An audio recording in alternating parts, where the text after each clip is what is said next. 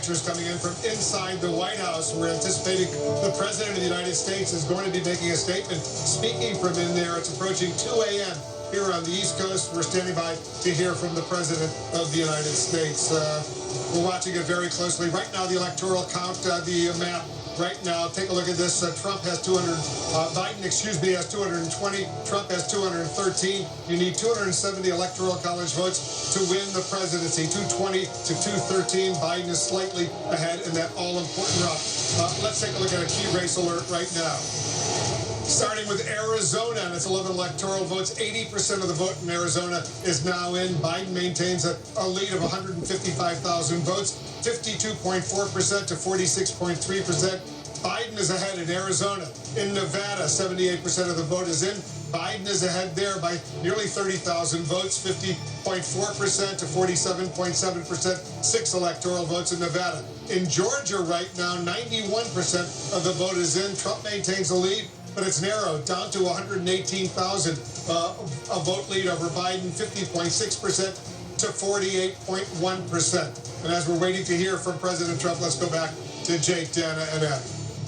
Thanks, Wolf. Well, of course, this year has been fraught with so many developments that it makes sense that we don't have a decisive answer as to what exactly is happening on Election Day. It is already the day after Election Day, but we see in a number of important battleground states, it is way too close to call. They are still counting the votes. Right, and these are states that include the so-called blue wall that Joe Biden has been promising for months to build back for Democrats, from Michigan to Wisconsin and Pennsylvania. We simply do not know what is going to happen in those states, particularly a place like Pennsylvania, where the Secretary of State there has said that they could be counting the votes until Friday of this week. And Pamela Brown just said that they still have 2 million of ballots, write-in ballots, I'm sorry, not write-in, vote-by-mail ballots, yet to count. Yeah, and, you know, frankly, we've been telling everyone this for days and weeks now, so it's happening. And hopefully we prepared everyone at home to be patient and just to wait for this to happen. I think what we're about to witness as we wait for President Trump to come out is really important. It's a very important moment for him. He is the incumbent president of the United States. He gets to set the tone for how this goes for the rest of the country. Will he give us the unfiltered Trump that we saw earlier on Twitter? Or will he give us something more restrained and more thought through that allows the American people to remain in a state of calm while we wait for these ballots to be counted? Or will we get something that is trying to declare victory where there is no victory to be declared yet? I think that's the important question. I think you're being very charitable by suggesting we don't know what he's going to do based on what he said. It's a question of will he read a teleprompter or will he just riff? I mean, I think there's a big difference between a teleprompter Donald Trump and a riffing Donald. Okay, fair enough. And we obviously always hope for the best when it comes to his behavior and whether or not he rises to the moment. But he has already gone on Twitter and said falsely, misleadingly, potentially dangerously, as Dana noted, that Democrats are trying to steal the election. And there is no evidence of anyone trying to steal the election. There is evidence of election workers in Georgia, Pennsylvania, Michigan, Wisconsin, Nevada, Arizona, counting the votes. I'm not suggesting that there will be some kind of new Donald Trump tonight by any stretch of the imagination. What I am saying is I wonder if there are people in that White House who recognize the historical importance of what he is about to do. Will he try to declare victory on election night when votes have not been counted, which has not been done? So as you know, and I think that would be a completely different situation. As you know, because you covered the Trump White House, the answer is yes, there are people who understand the historical importance, but the question is whether those people are going to get to either want to get to the president at this point to try to get him to tone it down, certainly as it relates to his earlier tweet, or whether it's even a lost cause for this president, because he has been saying what he said in his tweet earlier every single chance he got on the stump. Right, he's been saying it for weeks. So it doesn't, even if he sticks to teleprompter today and it was written by one of the few guardrails left in that White House, I mean, he's already said what he has said. He has already put the lie out there among his supporters, is all I'm saying. Hope springs eternal. And I hope you're right. I completely agree with you. I do think that the night of an election, when both candidates come out and they say their piece, these are things that history will remember. I think people recognize that in this White House. The tweets are the tweets, but history will remember this moment. You're exactly we'll see right. what he does.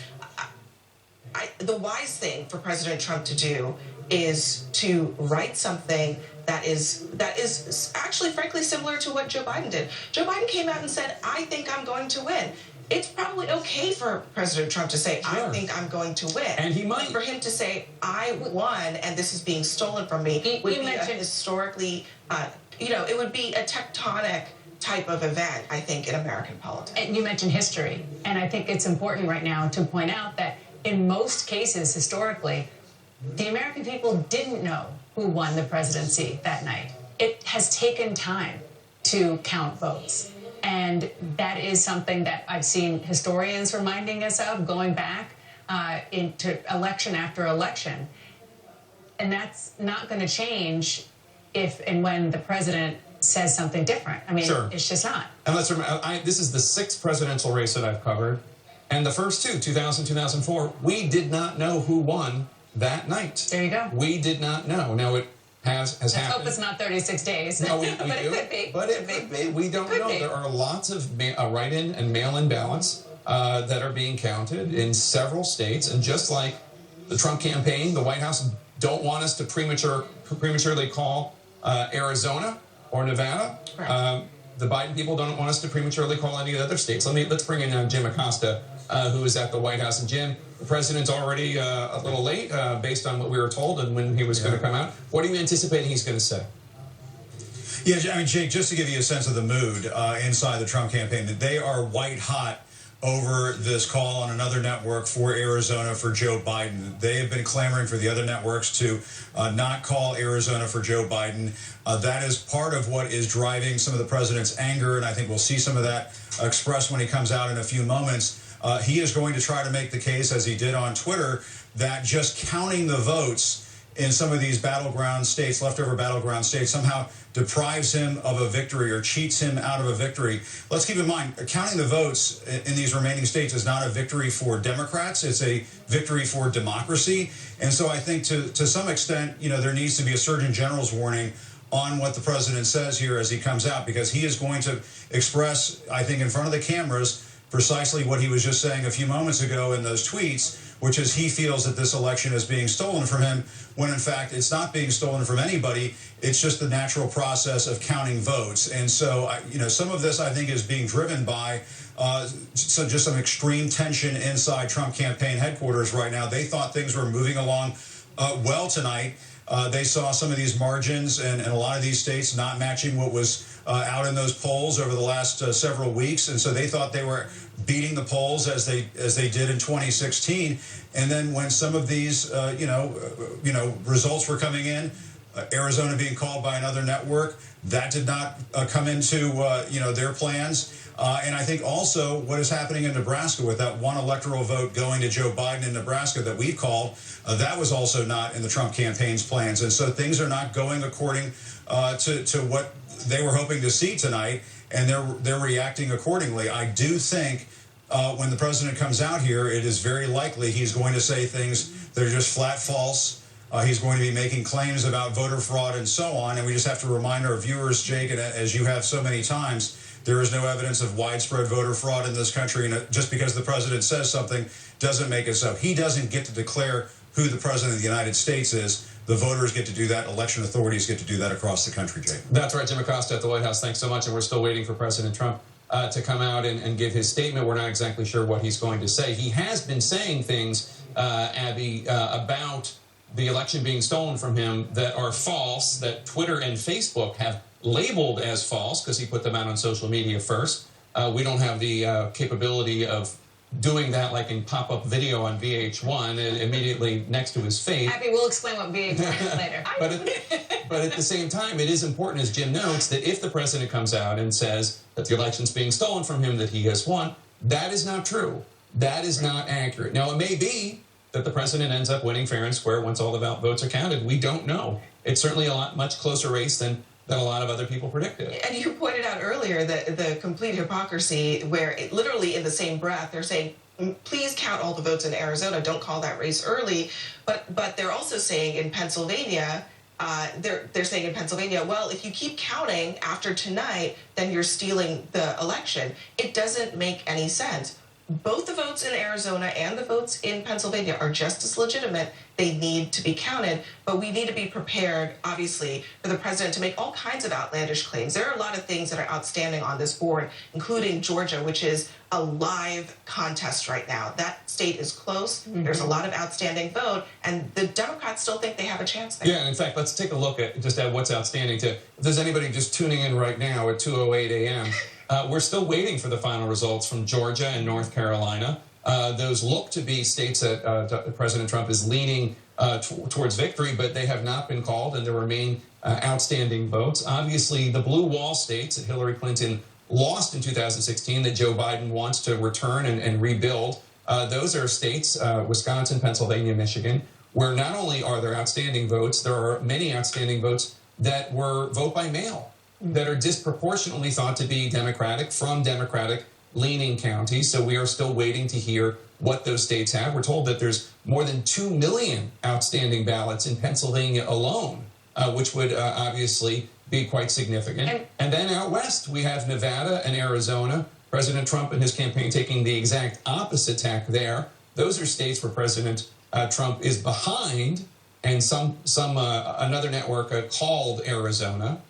We have not called Arizona, but the Trump campaign, as Abby points out, completely hypocritically is saying, don't call Arizona. They haven't counted all the votes, and is saying the exact opposite when it comes to the blue wall states of Pennsylvania, Michigan, and Wisconsin. Right, and if we do, in fact, hear the president saying things about, counting votes after Election Day, isn't real, or it's fraudulent, or whatever he's going to say, it's important to note that just because a vote is counted after Election Day doesn't mean that the vote came in after Election Day. Never mind that some states actually allow votes to come in after Election Day. Including plenty of Republican states like Ohio and Mississippi. And plenty. But let's just take that aside for the moment. What we are largely going to see these swing states do is count votes that came in as part of early voting and absentee voting, period. They came in on time. And, I'm sure there will be lots of votes that will be contested. The lawyers are already chomping at the bit. But that is the most important part of the story to remember before we listen to the president. Yeah, counting every vote is a fundamental democratic principle. It's part of what is important when it comes to democracy in this country. It's one of the reasons why states bend over backwards to make sure that as many valid ballots from legal voters can count as much as possible. And the idea that this president is seeking to openly disenfranchise people, tens of thousands of whom no doubt voted for him, is just remarkable. And it's something that even Republicans like Ben Ginsburg, a Republican lawyer who has been involved in voter fraud-related issues for the Republican Party for many years, basically has said is completely undemocratic. The idea that you can just say, just because votes are coming from a more democratic-leaning part of the country, they shouldn't be counted, is really beyond the pale, and it has no historical precedent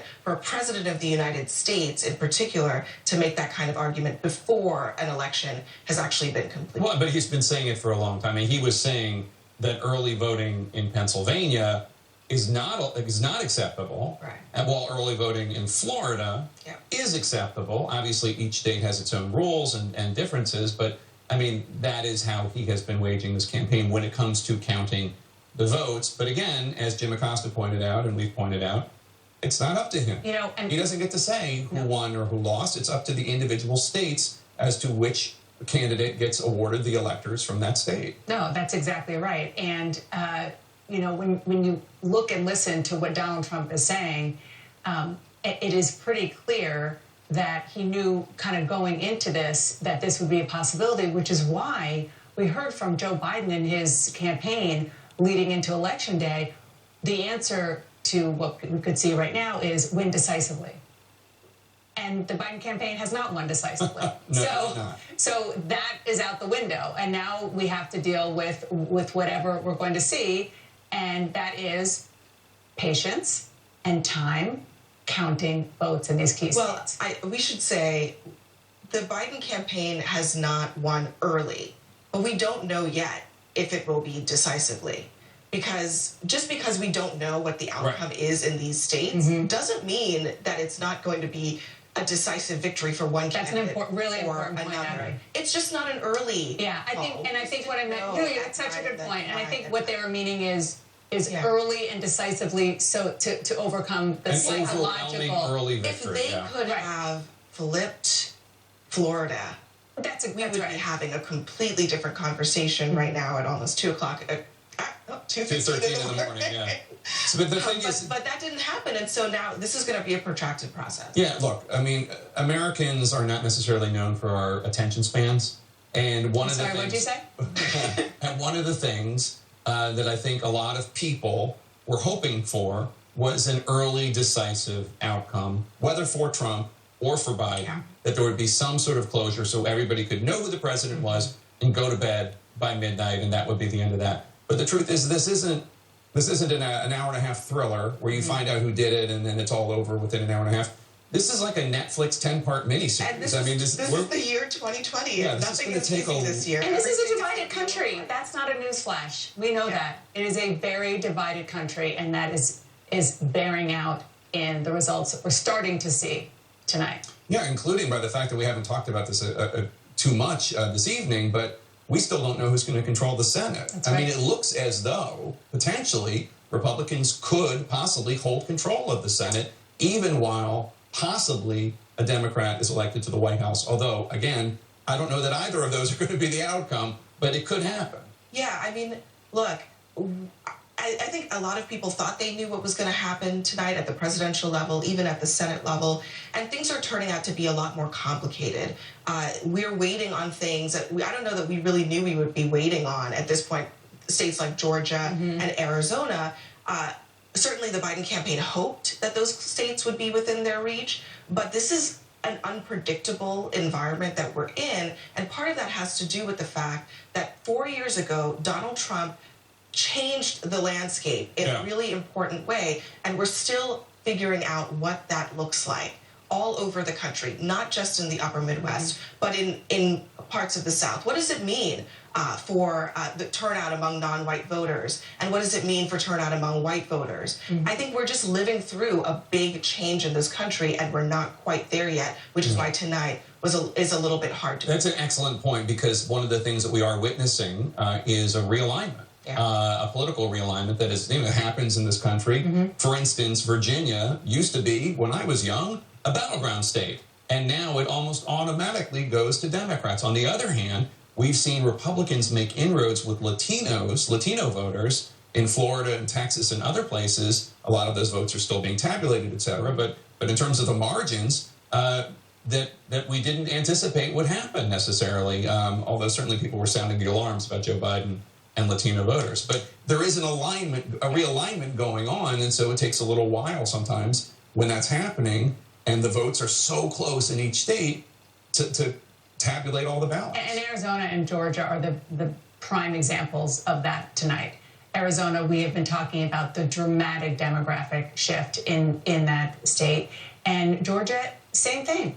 I mean, Georgia was so incredibly red. 2 years ago, there was that razor-thin gubernatorial race. And now we have 2 Senate races in Georgia, and the presidential is seeing a battlefield in Georgia. And we really don't know how it's going to turn out because of the outstanding votes in the major population center of Atlanta. We just don't know. And those are, it's people moving in, it's the populations being more diverse and younger.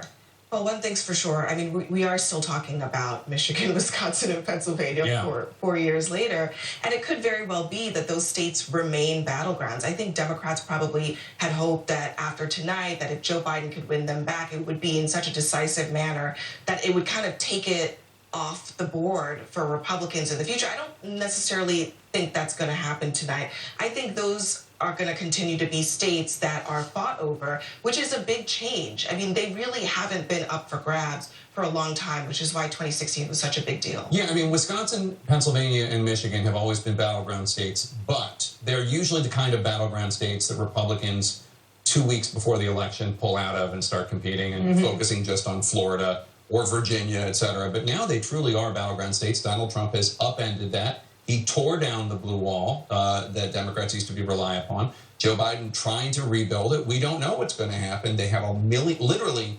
millions of ballots that remain needing to be counted. They're going through that, and they're doing that the best they can. Again, we're waiting for President Trump to come out to the East Room of the White House at any moment. We are expecting, based on his tweet earlier this evening that has been labeled as misleading by both Twitter and Facebook, we are expecting that the president will prematurely and falsely declare victory and suggest that any effort by other states, other than the ones that he wants to do counting, such as Arizona, and that other attempts to count votes in Pennsylvania, Michigan, and Wisconsin is stealing votes, and that is not accurate. That is not what is going on. There is no evidence of ballots or votes being stolen in those states. There is evidence that election officials are trying to count the votes. You do have to wonder what's taking the president so long. I was just going to say that. It is a long 4 minutes. It is a little bit of a... It's interesting because he seemed so sure when he tweeted what he tweeted a couple of, at this point, maybe an hour and a half ago, maybe 2 hours ago. He seemed so sure then.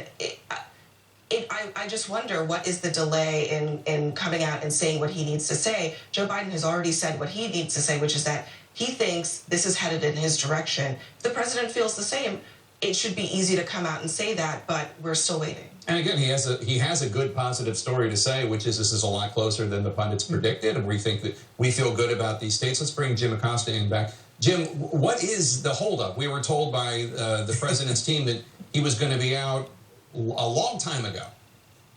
Yeah. I think only one person can answer that question, and maybe the president's going to come out in a few moments. I just noticed Mark Meadows, Don Jr. just walking out as I'm looking at the bottom of the screen. Ivanka Trump, Jake, other members of the Trump family. So it sounds like this is going to happen soon. But I think the president wants to put the best face on this. And quite honestly, I was with the president 4 years ago around this time as we were all watching this. Donald Trump is not in the same place he was 4 years ago. He is hanging on to his political life right now. And no matter what the president says here in a few moments, projecting that he's going to win this race, we expect him to say that, he is just not out of the woods yet, not by a long shot. No, and here he is. Let's listen in. President of the United States, Donald J. Trump.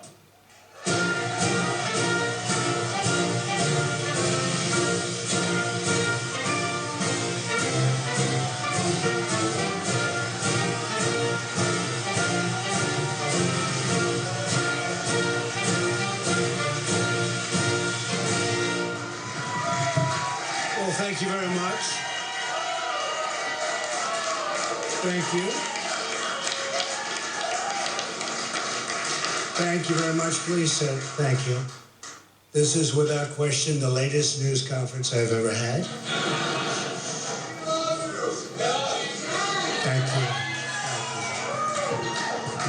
you. I appreciate it very much, and I want to thank the American people for their tremendous support. Millions and millions of people voted for us tonight, and a very sad group of people is trying to disenfranchise that group of people, and we won't stand for it. We will not stand for it. I want to thank the First Lady, my entire family, and Vice President Pence, Mrs. Pence, for being with us all through this. And we were getting ready for a big celebration. We were winning everything, and all of a sudden it was just called off. The results tonight have been phenomenal, and we are getting ready. I mean, literally, we were just all set to get outside and just celebrate something that was so beautiful, so good, such a vote, such a success. The citizens of this country have come out in record numbers. This is a record. There's never been anything like it. To support our incredible movement, we won states that we weren't expected to win. Florida, we didn't win it. We won it by a lot. And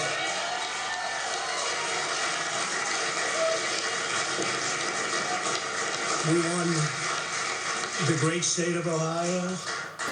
We won Texas. We won Texas. We won Texas by 700,000 votes, and they don't even include it in the tabulations. It's also clear that we have won Georgia. We're up by 2.5% or 117,000 votes with only 7% left. They're never going to catch us. They can't catch us. Likewise, we've clearly won North Carolina,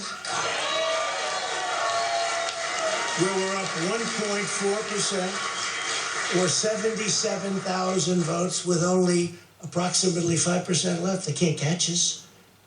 We also, if you look and you see, Arizona, we have a lot of life in that. And somebody declared that it was a victory for, and maybe it will be. I mean, that's possible.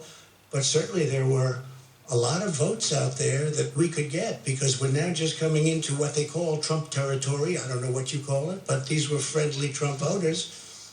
And that could be overturned. The gentleman that called it, I watched tonight. He said, well, we think it's fairly unlikely that he could catch. Well, fairly unlikely.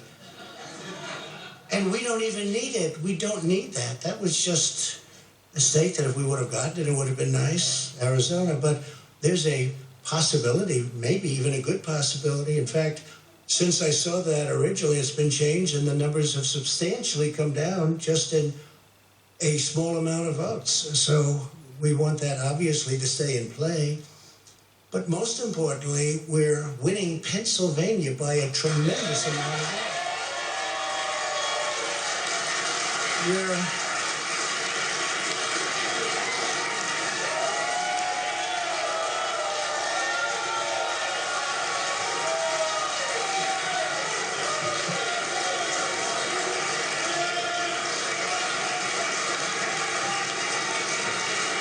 We're up 600, think of this.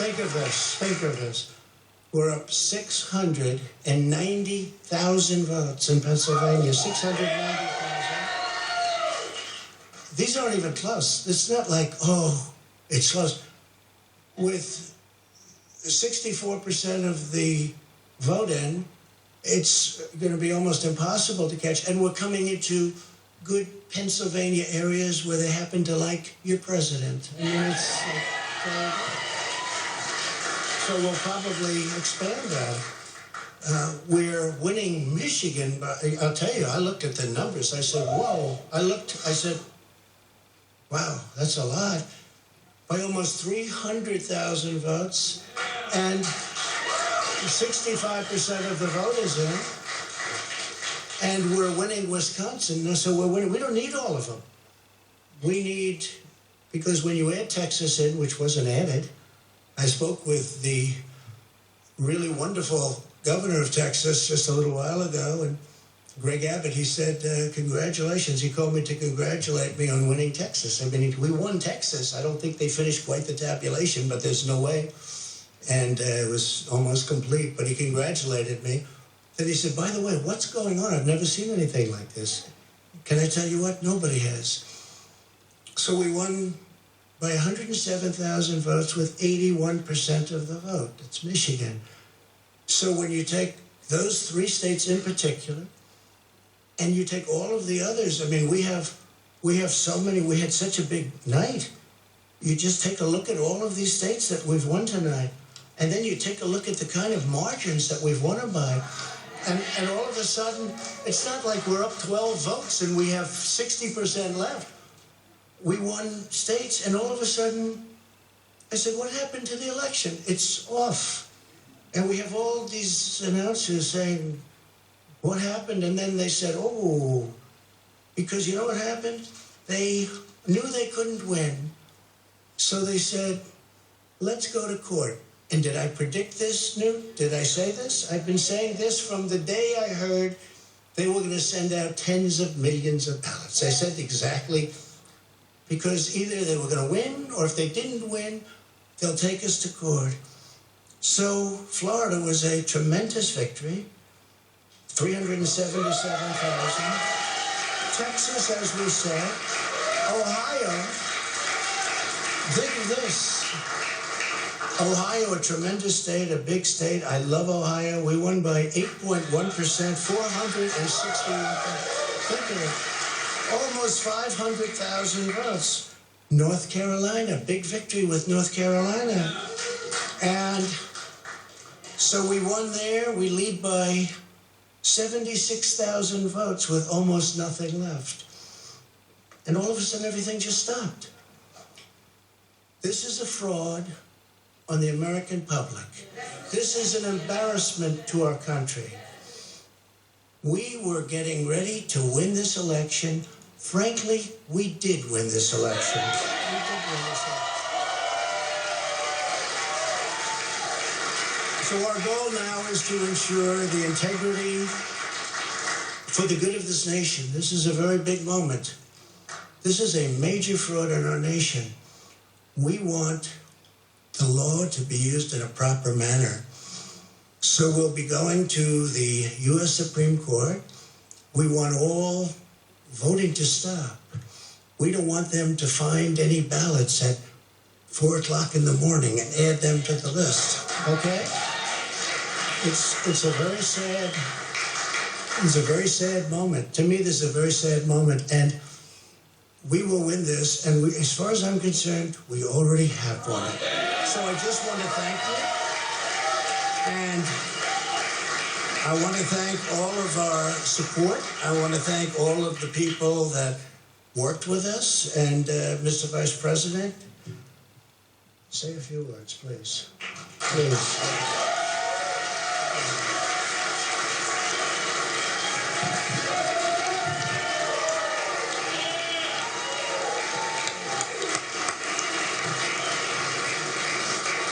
Thank you, Mr. President. I want to join you in thanking more than 60 million Americans who have already cast their vote for 4 more years for President Donald Trump in the White House. And while the votes continue to be counted, we're going to remain vigilant, as the President said. The right to vote has been at the center of our democracy since the founding of this nation, and we're going to protect the integrity of the vote. But I really believe with all of my heart, with the extraordinary margins, Mr. President, that you've inspired in the states that you just described, and the way that you launched this movement across the country to make America great again, I truly do believe, as you do, that we are on the road to victory, and we will make America great again. Thank you, Mr. President. Thank you very much, everybody.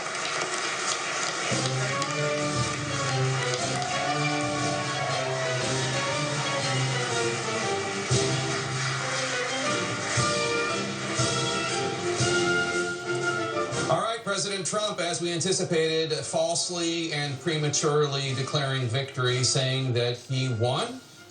He did not win. He has not won. The president falsely depicting the counting of votes as a fraud and an embarrassment. That is not what is going on. What is going on is the normal democratic process. Almost everything President Trump said in his declaration of victory was not true. It is true that he is ahead in the polls right now in Georgia and North Carolina. Whether or not Biden will ever catch up is a matter for Georgia and North Carolina and their election officials to decide.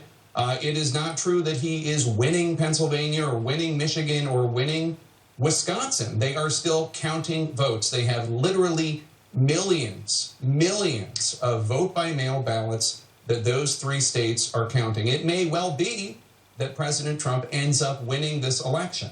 That might be once the ballots are counted. But what President Trump just said was undemocratic and false and premature. It is not accurate to say that he won.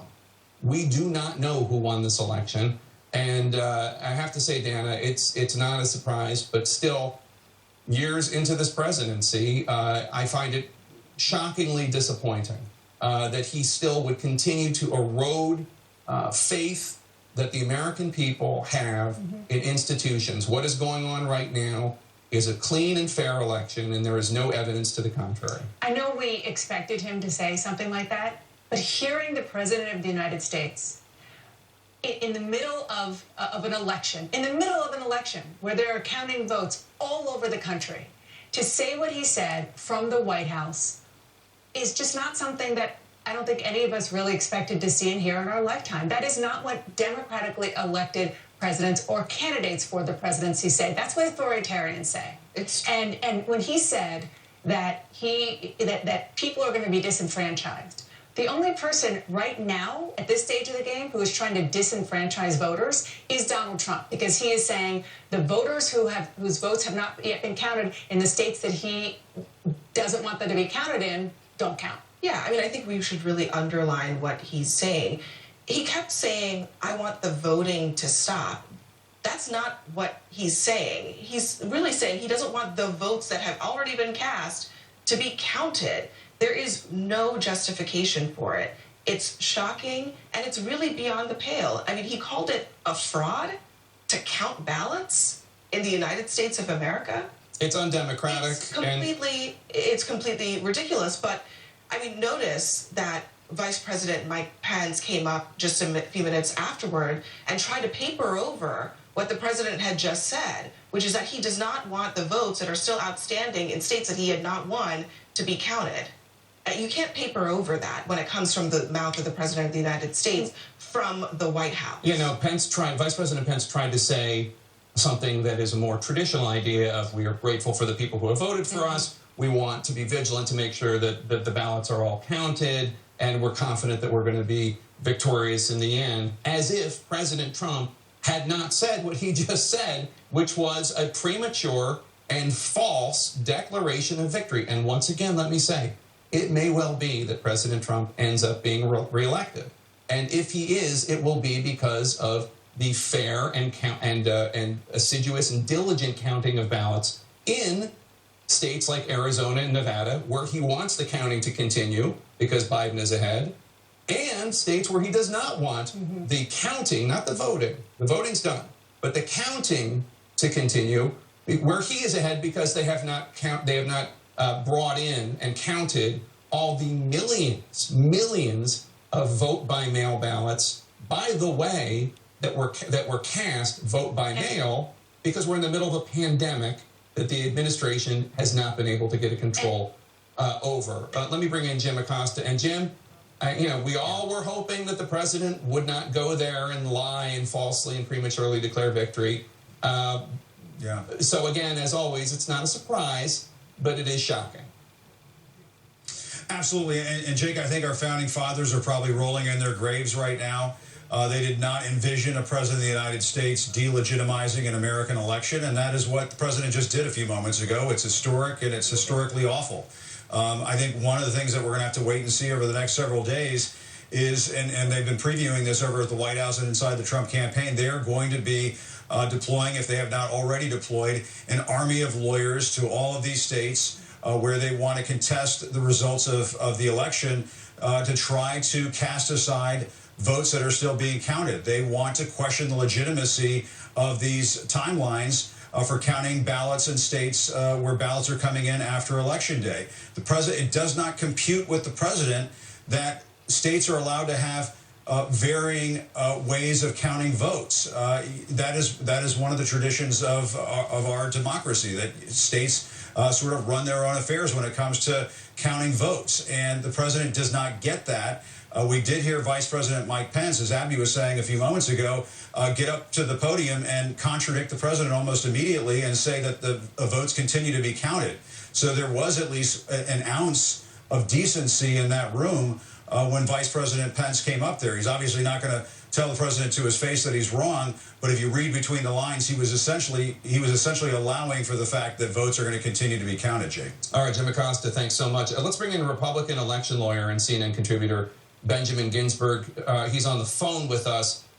Ben, first of all, before we get to the morality of what the president did, I just want, if you could walk us through, the president said he's going to go to the Supreme Court to try to stop the ballots from being counted. I'm not exactly sure what the strategy is. Is there a way for him to go to the Supreme Court and ask them to stop the counting of valid legal ballots from valid legal voters? No, there's really not, Jake. There's no natural path to that. There are procedures for, as the Vice President said, continuing to count the votes. And you can certainly contest under each state's law the process of the way the election took place, and ultimately you can try and get an appeal before the Supreme Court. There's no direct right of appeal for something like this to the Supreme Court. The president is taking issue with the counting of ballots in Michigan, Wisconsin, and Pennsylvania. He is describing it as to stop voting, as if people are still voting, but that's not what's going on. These are legal votes that have already taken place. They just need to be counted, right? Yes, there are legal votes that have taken place. The voters have made their expressions. They're in the receipt of all the state officials, with the exception of Pennsylvania, which has its own law that extends the deadline. So these are all legally cast votes, and the process of trying to toss them out for some reason would just, I think, be viewed by any court, including the Supreme Court, as just a massive disenfranchisement that would be frowned upon. I mean, I'm looking at the numbers in Wisconsin and Michigan and Pennsylvania, as well as Arizona and Nevada, North Carolina and Georgia. I don't know who's going to be elected. It could well be President Trump. If you were advising him, what would you be advising him to do right now? I think you have to let all the votes be counted and watch it very carefully. And if you have objections to either particular ballots or to the process, then you have remedies after the fact through each state's individual contest laws or recount laws if the margins are close enough. But I mean, these are legally cast ballots, Jake, or at least will be determined to be legally cast ballots by the appropriate local, county, state officials. And for a president to say we're going to disenfranchise those legally cast ballots really is extraordinary. It's also extraordinary just because, I mean, beyond the undemocratic part of this and beyond the immoral or amoral part of this, I don't know one election lawyer that would be telling President Trump to do something like this, given the fact that he could very well win still. Well, it is conceivable that he has found some, but I don't know how it could be successful and how, to a large extent, they'll be able to justify it in law to just bypass the state procedures and to disenfranchise people who legally cast their ballots under state law. Now, Ben, I'm old enough to remember when there was a big election fight in Florida. And one of the things that was going on at the same time was there was a very close election in New Mexico, where Al Gore won New Mexico, and George W. Bush's campaign, which you were a part of, was thinking about challenging that, but then realized it would be inconsistent and hypocritical to be making one argument in Florida and the complete opposite argument in New Mexico. So you guys dropped the New Mexico thing because there was one principle you wanted to fight on. Here we have President Trump in the course of one speech talking about how mad he is because Fox called Arizona for Joe Biden, and at the same time, in the same breath,